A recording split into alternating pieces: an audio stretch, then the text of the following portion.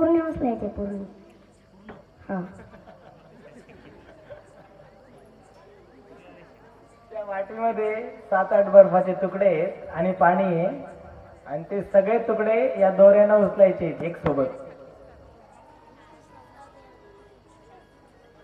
जुने तुकडे काढून घ्यावे ते छोटे छोटे झाले तसं काही गरज नाही. तर बघ तुझ्याबद्दल नाही. अरे 100 रुपये द्यावे लागतील. परंपरा चालू झाली आता. साहित्य बघितलं नाही समोर. ते गारीगरवाला कोणी पाहिलाय? गारीगर आपल्याला खरट खरट लागते ना कधी कधी. ती कशामुळे लागते बघा. तो आता काय करतो, ही पब्लिक लाईट बंद करून का ठेवायची चालू ठेवायची.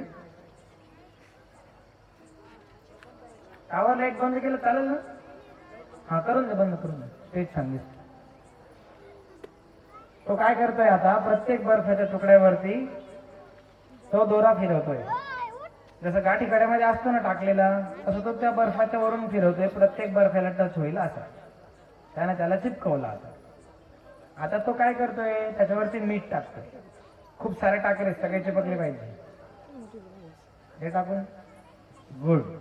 गारीगरवाला काय करतो, त्याची गारीगर ती थंडच राहायला पाहिजे म्हणून तो त्या डब्यामध्ये वरून मीठ टाकून आणला, जेणेकरून ती गरम होत नाही. म्हणजे त्या पाण्याचं जे थंडपणा आहे ना तो टिकून राहतो.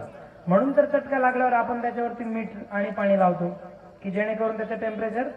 आता आपण थोडा वेळ वाट बघूया, कारण फ्रीज मध्ये ठेवल्या ठेवल्या तर बर्फ तयार नाही होत.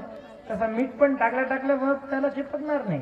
पण आता हे पाण्याचं जे काय म्हणू तापमान आहे ना, ते इतकं घसरण आता खूप खाली का ते पूर्ण बर्फ त्या वरच्या दोऱ्याला त्याच्या आतमध्ये बर्फ भरून टाकतो.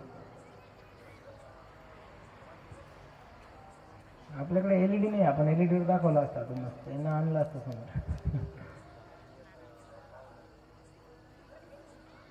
थांबायची गरज आहे अजून. झालं, व्हेरी गुड. एक मिनिट थांब. होते बरं. टाक थोडं मीठ टाक अजून. तू खूप सारे तुकडे जोडले त्याला, चिपकलं ना.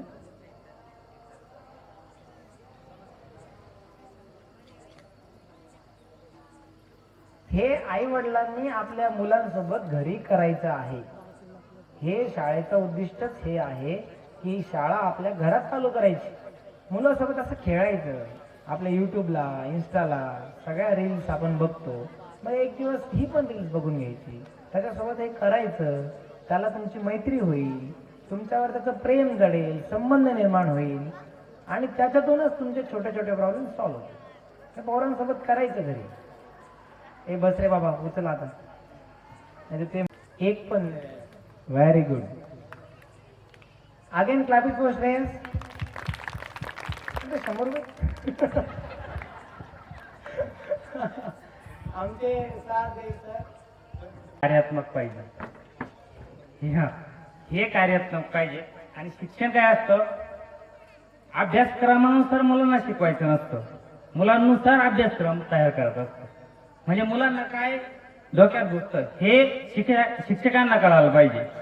नाही तर अभ्यासक्रम पूर्ण संपवायचा, त्याच्या डोक्यात बसो ना बसो हा आपण पहिला विचार करायचा. पण आजच्या या काळात ही गरज आहे की मुलांना काय आवडतं हे कार्यात्मक शिक्षणातून आपल्याला साध्य करायचं आहे. थँक्यू.